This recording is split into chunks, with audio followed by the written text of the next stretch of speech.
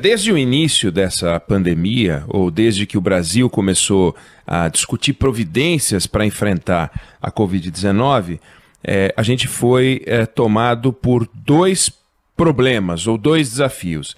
A gente tinha o desafio sanitário e a gente tinha o desafio econômico. A gente viu isso em outros países. O Brasil não é o primeiro país a viver esse conflito. A gente viu esse conflito acontecer em outros países e conforme a pandemia foi se aproximando da América, digamos assim, veio junto o conflito que era esperado e temido. O que aconteceu? As nossas lideranças políticas, em vez de se juntar, em vez de se unir, em vez de fazer o que a gente viu agora, elas resolveram se confrontar. Em vez da gente se unir contra o vírus, ficaram as lideranças políticas disputando umas com as outras como se os inimigos fossem elas. Elas tinham que vencer o debate. O presidente tinha que vencer o debate contra os governadores tinham que vencer o debate contra o presidente.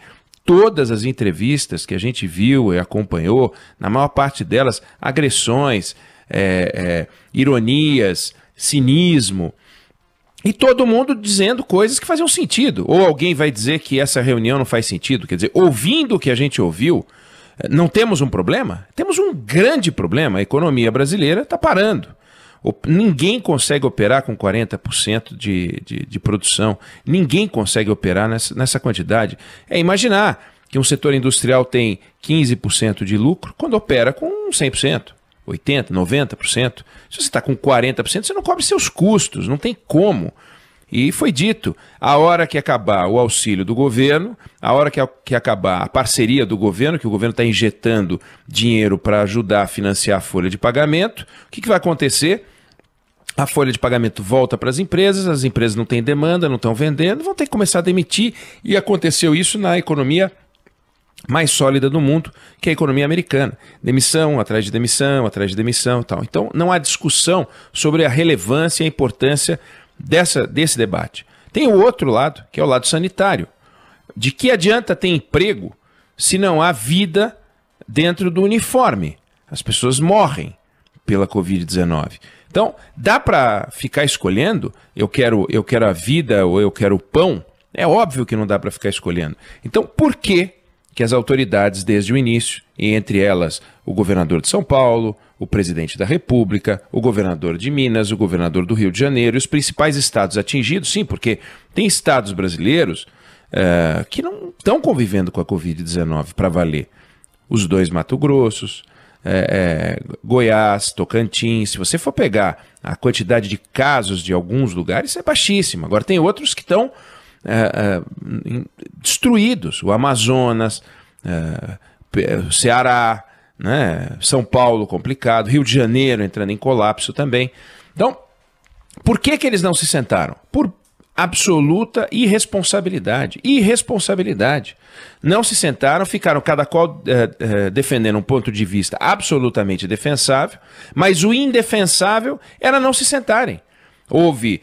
Teve uma reunião em que o presidente da República e o governador de São Paulo ficaram se agredindo por videoconferência. Uma coisa infantil. Infantil do governador, infantil do presidente. O presidente, nas suas declarações, sempre desafiando o bom senso sanitário, e os governadores sem dar atenção à economia que a economia merece. O Brasil tem que se sentar, e os líderes políticos nessa hora são os responsáveis. Não adianta os empresários irem falar com o presidente Supremo. Fica o registro, claro que isso vai correr o noticiário, estamos aqui conversando, nós estamos falando de 47% do PIB, nós estamos falando de indústria, nós estamos falando de emprego, de vida, de tecnologia, de tudo. E não tem como o Brasil avançar sem isso, senão a gente vai realmente virar uma Argentina, uma Venezuela. O Paulo Guedes não tá mentindo. Aliás, talvez tenha sido a fala mais equilibrada do presidente Bolsonaro desde que ele tomou posse, né? Muito contido, corrigiu o Paulo Guedes quando o Paulo Guedes falou não queremos virar uma Venezuela. Ele disse, olha, Venezuela não no sentido político, no sentido econômico. É um país rico, como é a Venezuela, porém destroçado economicamente. Foi muito bem a fala do presidente. Agora, cadê o presidente pegando o avião ou fazendo uma videoconferência, chamando os governadores numa sala em que todos fiquem a 2, 3 metros uns dos outros, ou então uma videoconferência para sentar e discutir isso com maturidade, que é o que está faltando no Brasil, maturidade para os nossos políticos. O presidente está falando coisas que fazem sentido, o Paulo Guedes também, os empresários também. Agora o Toffoli deu o recado do Toffoli foi muito claro. Tem uma Constituição que garante o poder para os estados e municípios. Penso que essa coordenação é fundamental. Acabou de dizer, o Toffoli deu o recado. A coordenação é fundamental. Os senhores se entendam. Tem coisas que a Constituição garante à União, tem coisas que a Constituição garante aos estados e aos municípios. Os senhores que resolvam esse negócio. Não dá para jogar aqui nas costas do Poder Judiciário, que agora, depois de uma visita como essa, ele pegue, reúna os seus 11 ministros e diga, pessoal, veio o pessoal aqui, vai quebrar. Vai quebrar? Então vamos agredir a Constituição. E aquilo que a gente acabou de dizer, que era a responsabilidade dos estados e dos municípios, passa a ser do governo federal ou passa a ser nossa aqui do Supremo. Não vai funcionar. Um empresário, eu não sei, eu não peguei o nome de quem falou no final, falou, olha, me perdoe, eu vou quebrar o protocolo, vou falar depois do presidente do Supremo, mas tem o senso de urgência, que ele quis, deve ter tido um advogado que falou, não, uso a história do senso de urgência, sentido de urgência, para ver se pelo menos o Supremo chama isso para si. Não vai chamar. O Supremo Tribunal Federal não vai dar uma canetada. A visita foi importante, simbólica, faz todo sentido o gesto, atravessaram a pé, né, a Praça dos Três Poderes, saíram do Palácio Planalto e foram para o Supremo Tribunal Federal. Agora, o presidente Bolsonaro tem um desafio. Ele é o número 1 do Poder Executivo do Brasil. Poder Federal, ok, ele não manda mais do que o governador Dória, né? Tá provado que não manda, porque se mandasse teria já tomado medidas que ele não pode tomar. Ninguém manda mais do que o outro, então eles vão ter que sentar, se consorciar, se coordenar, como deu o recado com muita maturidade o presidente do Supremo Tribunal Federal, Dias Toffoli. Vamos esperar, não dá para ignorar o que aconteceu, não dá para o governador João Dória simplesmente ignorar e continuar falando das medidas sanitárias sem levar em conta o que a gente acabou de ver. Essa é uma cena dramática. Não são empresários querendo colocar dinheiro no seu cofrinho, não são empresários falando o seguinte, olha, eu não vou conseguir pagar o meu jatinho, eu não vou conseguir pagar a minha fazenda, eu não vou conseguir pagar meu apartamento em Nova York. Não é disso que se trata. É de emprego, é de atividade econômica, é de soberania, é de manutenção de uma economia que está entre as 10 maiores economias do mundo e vai ser engolida, sim, porque os outros países já estão abrindo, a Alemanha está abrindo, a China está andando, e se a gente não se coçar, realmente a gente vai ficar para trás. Bom, mas nós vamos ficar para trás numa sociedade de doentes com as UTIs colapsando? Não dá, nós não podemos ficar nessa discussão. Então espero que agora, próximo passo, seja a convocação de uma reunião, que seja iniciativa do governador de São Paulo, que seja iniciativa do presidente da República, do ministro Dias Toffoli, do Rodrigo Maia, que eu não sei porque que não estava lá, não sei nem se não foi convidado ou não. A Coalizão Indústria é formada por um conjunto de setores empresariais, tem o Instituto Aço Brasil, que cuida do setor de aço, tem o pessoal do setor automotivo, brinquedos, calçados, comércio exterior, construção civil, eletroeletrônico, que apanha sempre, apanha da China, apanha quando tem mudança de carga tributária, apanha demais. Máquinas e equipamentos, essencial, setor essencial. Quer dizer, se você não tem importação de máquinas e equipamentos, se você não tem exportação de máquinas e equipamentos, você não tem produção. Quer dizer, uma indústria precisa de máquinas e equipamentos, precisa renovar, precisa comprar, precisa crescer. Setor de plástico também, embalagens, não tem nada sem plástico no Brasil. Indústria química, a Biquim, têxtil e confecção, a mais antiga, o mais antigo setor industrial brasileiro é o setor têxtil, né? E confecção. Teve todos esses estavam nessa reunião para discutir com o Supremo Tribunal Federal. Insisto num ponto, pelo visto o presidente acabou também de dar uma indicação muito clara de que ele vai usar os decretos para ir ampliando, né, na medida do possível ou como ele achar necessário, o conjunto de setores empresariais que vão poder retomar, porque o que não tiver no decreto, Como ele lembrou, o Supremo Tribunal Federal entendeu que cabe, em alguns casos, a estados, outros a municípios, etc., decidir se vai abrir ou não. Então ele vai usar mais os decretos.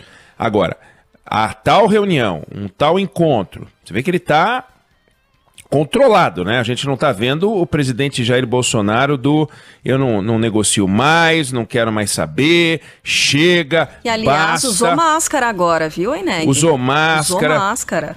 Respeitoso ao Supremo, não foi aquela coisa, né? Não aceito, interferência, não teve a palavra interferência, não esculhambou os estados, na hora de falar do parlamento não esculhambou o Rodrigo Maia, porque ele deu entrevista dia desses falando mal do Rodrigo Maia. O que ele quer? Quer me derrubar?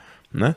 Ele falou em me derrubar várias vezes, se referindo ao Supremo, ao Congresso Nacional, aos governadores, ao ex-ministro Sérgio Moro, tudo. Hoje ele estava presidencial. É curioso, a impressão que dá é que às vezes no final de semana fica muito com 01, 02, 03, 04 e tal, ele volta na segunda nos cascos, brigão. Aí a semana vai avançando, aí ele fala com um ministro mais sensato, não me refiro aos insensatos, né? Porque ele está cercado daqueles maluquetes lá, o da educação doido, das relações exteriores, aquela turma de amalucados. Mas aí ele vai conversando com o Paulo Guedes, conversa aqui com um mais sensato, outro acolá. Aí quinta-feira ele tá mais institucional. Vamos ver se segunda-feira, depois do Dia das Mães, tal, segunda-feira ele volta como ele tá agora quinta-feira, que hoje ele tá bem. Tá equilibrado. Tá lorde. Tá super lorde. E falando coisas sensatas, colocando números. Ele falou, olha, 10 milhões de empregos formais deixaram de existir, 38 milhões de informais são pessoas que estão recebendo ajuda, quando acabar a ajuda perderam renda, como disse a OIT. Falou dos servidores, havia a proposta de cortar 25, o parlamento entendeu que certas categorias poderiam, muito cuidadoso. Então ele vai usar os decretos agora. Uma conversa, ainda que é fundamental, é o presidente sentar com os governadores, né? Nós precisamos parar com essa brigalhada. E, Carla, eu sei que a gente precisa rodar, mas eu queria só destacar o seguinte, a gente tem sim dois Brasis.